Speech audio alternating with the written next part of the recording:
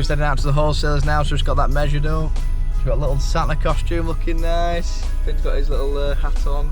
So yeah, what we're going to do is get a bit of MDF then to bridge it across. We're going to get it pre-cut, so we'll get it perfect so it lands between the kind of uprights of the loft, the kind of supports, and then we'll get the inverter sat on there then, AC isolators, DC isolators mounted, and then we should be good to go then.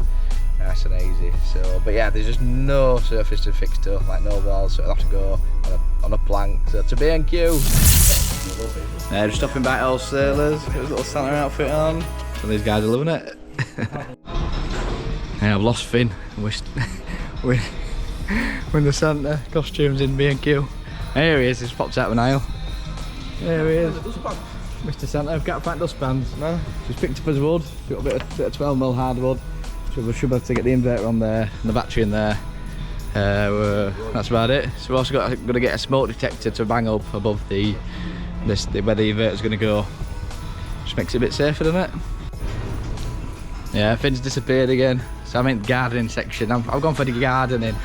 There we go, this is what we want. Look at that. It's like a baking tray.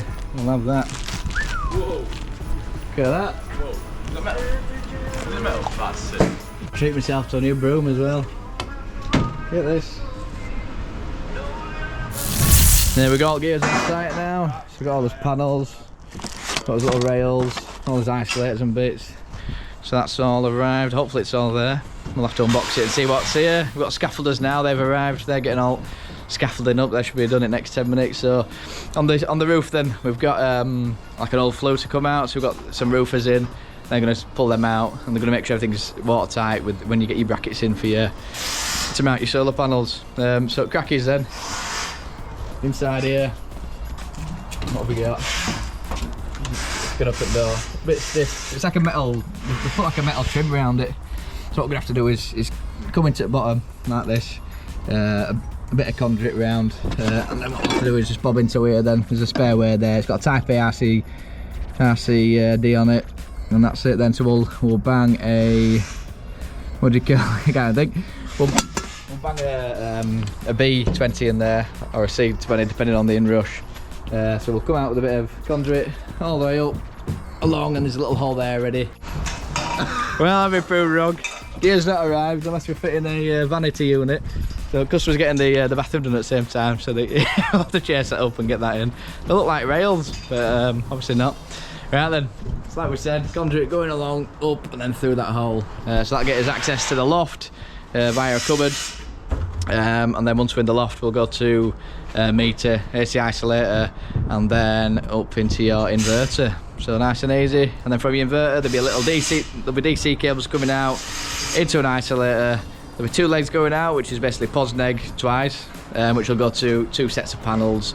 So I think there's 4 along the top, like long ways, and then upright there'll be, what is there? Can't even think. 7. Right then, we're still up on the roof now then, so we've got a panel then just to, so we've got measurements so we can see where these are going to land. But basically we're going to put some rails in, we've got some little brackets, so essentially it'll slip under the tile, get a few fixings onto nice strong rafters, and then these will obviously hold these rails. So fixings all the way across for, whatever that was. Right then, so we've got 4 situating landscape, 1, 2, 3, 4, and then we've got 7 upright, 1, 2, 3, 4, 5, 6, 7. So obviously we're going to have to put 2 rails in, which so you'll have 2 strong fixings either side of the panel all the way, and all the panels will be kind of butt up to each other nicey nice. And then we'll have 2 rails along the bottom, which will obviously fix that way, so you'll have portrait ones all the way that way. So that's how it works. So as far as the panels, we'll be wiring 2 strings, so we've got 4 on 1 string, and we'll have, let's have a think what we've got. I think we've got 5 and 6 basically. So you're not, if a string goes down, you haven't lost your full power essentially. That's why you're wiring different strings. So a string is basically pos from your inverter. So there's a horse rolling over. Look at him. Right, so it goes pos from your inverter, it comes up, it goes obviously via a DC isolator, it'll then pop through the roof, it'll wire into the panel, it'll go all the way through all your panels, it'll come down the other side and then wire back, and that'll be the neg. So that'd be one string, so there'll be 2 of those to wire for this roof. So I'm easily amused, just still having a roll in here. Right, we'll put it off now. Oh, this is a bit heavy. Got 2 batteries up here. Just kept it in the box so it doesn't get wrecked. That slid down there then. So what we got to do then? We'll pull the big tank out here, like an old tank, but this is where the wall's sat. So you want plenty of... roofers are just you want plenty of support for obviously the weight, the bulk of the weight. So I think best bet, we'll get these batteries sat around here, and then we'll get the actual inverter sat over there. Right then, so we've got these boards up now. Salt battery's going to sit on here. I'll have to get this little smoke alarm above. So what we're going to do then, we've got this bracket is going to sit on the wall. This will then hook on. So what we're doing now is just using these little screws that come with it. We'll attach this to the back, get them screwed on, and then this big old batteries will just hook on. So it'll be nice and solid, that. And it's quite solid, this piece. It's not going anywhere. Beautiful, that's sat in beautifully. Salt terminals obviously on the bottom. Now, just because of the size of it, we're not going to get another battery in and the cables reach. So we're going to have to put the other one on this little platform here. So obviously cables will come into this battery next door. So it's got plenty of ventilation that side, plenty of ventilation around here. Then obviously the cables feed in from the inverter. So inverter will have to sit up here, and then it'll just feed up your 2 battery cables up this side. So it's all good. So we'll have to, they haven't provided like a battery breaker. So what we'll have to do, you're supposed to like fuse the DC down. So we'll have to get that installed. But what we'll do is just run the cables in for now, and we'll chop into that and then put a little DC breaker in. And that'll be it, that's all she wrote. So yeah, inverter will sit there, AC isolator, meter, because there's no room for a meter down in that little fuse board. And then that'll be it then. You'll have a little dongle, you'll have to read all your readings, view your generation from the little app, and then that'll be everything. Obviously DC isolator's got to go to a DC isolator somewhere on here, then from there I'll have to clip it along, go up, there'll be obviously your positive end, it'll go in, run through your panels, and then end up at your negative, and that's about it. So we've got a nice little roof entry gland thing, so it's just basically like 2 compression glands with a hole, and you just gunge it all up, stick it down to your tile, jobs are good. What are you doing? We get the solar panels on then, so all the rails are on. Just clipping them in, big post egg, get them tie wrapped up so they're not going to flap around in wind and damage the connections. That's about it, and then we'll get a hole through to the roof, get his cables back to his DC isolators, and then that's how it's done. There we go, it's going up beautifully. We've got a few more, we've got 2 ends to put on next, and then we'll be fully done. So just got to push the cables through. So we're going to get cables from here up into the loft, into them DC isolators. So we're going to get the cables, because obviously these are live at the moment, obviously because it's sunny. So what we'll have to do is get the cables that we're going to run to the panels into the DC isolator, switch the DC isolator off obviously, and then what we'll do is make off the ends and then plug them in. So obviously if we plug them in before, we'll be wiring into the DC isolator, getting electric shock, so that would not be good, would it? Right, the next thing to do then, so I'll just pop up on here. Wait, oh, don't fall over. Yeah, it's front roof now. It's got this nice little entry system. So what we've done is got his cables through here, and we have gone up the felt and just poked it through. She'll have PV1 one isolator pods and neg, and PV2 for the other isolator pods and neg. What's going on here? So this is basically like everything that you'll need to know about solar. Here we go, this is what's going on then. So essentially we've got 2 of these setups. So it'll go to positive out your DC isolator throughout all your panels, and then it'll just basically one leg all the way back to your DC isolator. That's what you're seeing. So you're seeing that twice. There's 2 sets of these.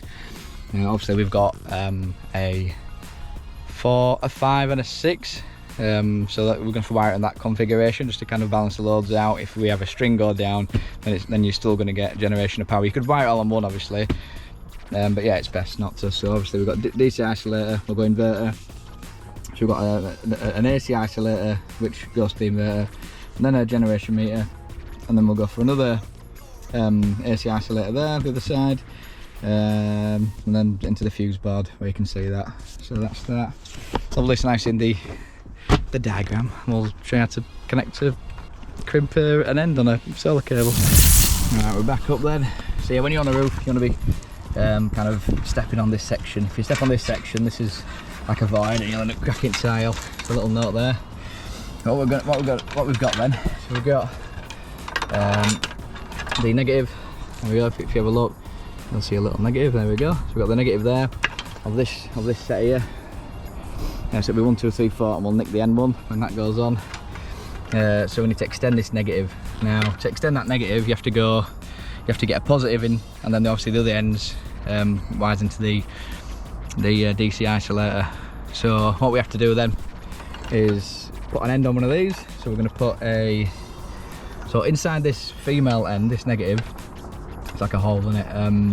We're going to put a male socket, but now the male socket which goes in there has a female ending, which is a bit confusing. Oh, losing my connector. I'm trying to do this with one hand. But yeah, if you look at that, this part here goes inside the male end, and the pin goes inside the female end. So as long as you know that, that's it really. So we're just going to extend this to the DC isolator for this PV.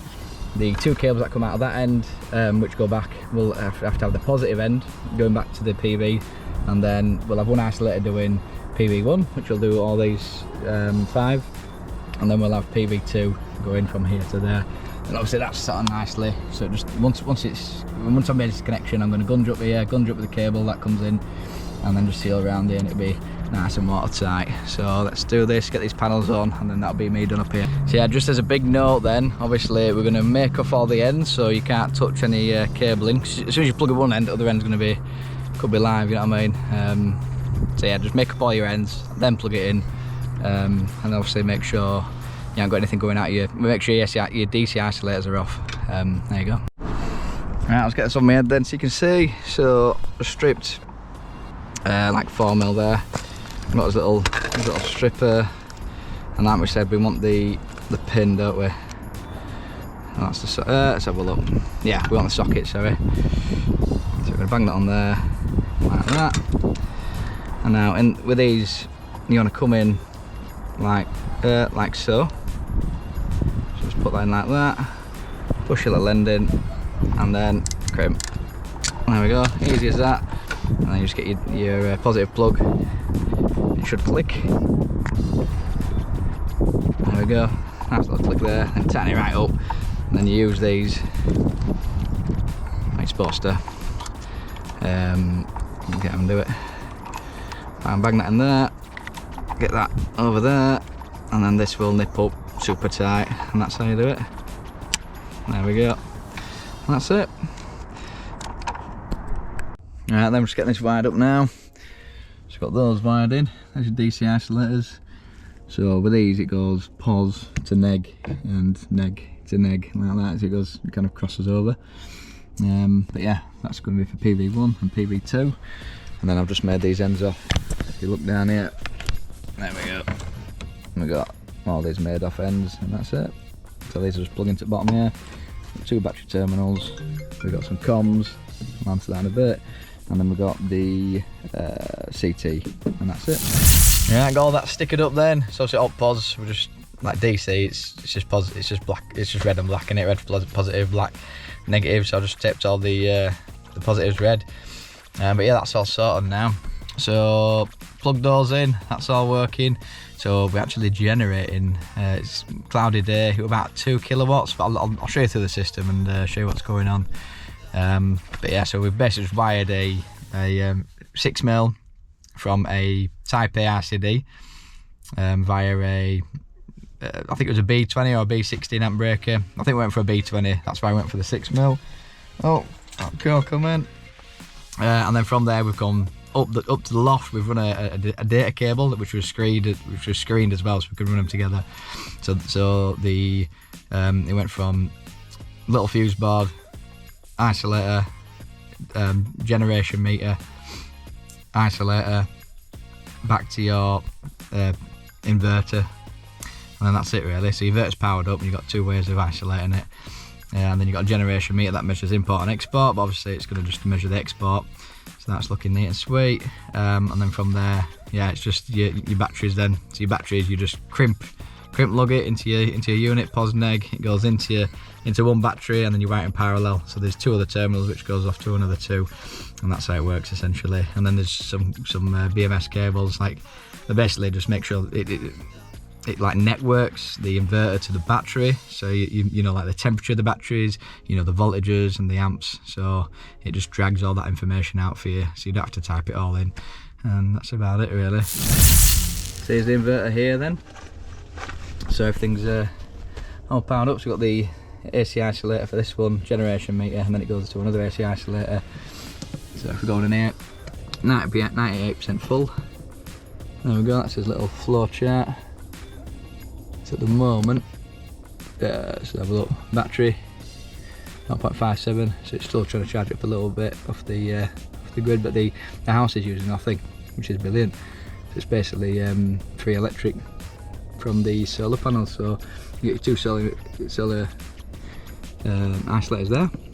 What else we got then? So as far as setup, we've set up the basics then, display, reset, battery, so it's a lithium battery, 2.5 amp hour and discharge amps 40/40. You don't need to worry about this. As soon as you just plug in this BMS system, you don't need to type any of that in. What else we got? And system mode, so the customer can use it on this timer mode if he wishes to, if he wants to charge at night, but that's not set up. And then for system 2, we want 0 export and solar export. We can change that to trickle grid 0. No, so it's 5 kilowatts, so that's what the inverter power limited output is. And there we go. So here's a Sunsync battery then. So it all plugs in underneath then, so it plugs into this say PCS port, then that goes into your CAN port of your inverter, and then it just comes out to the in of the other battery. So like we said, it just goes pos and neg in, and then 2 terminals just linked to the other battery around the other side.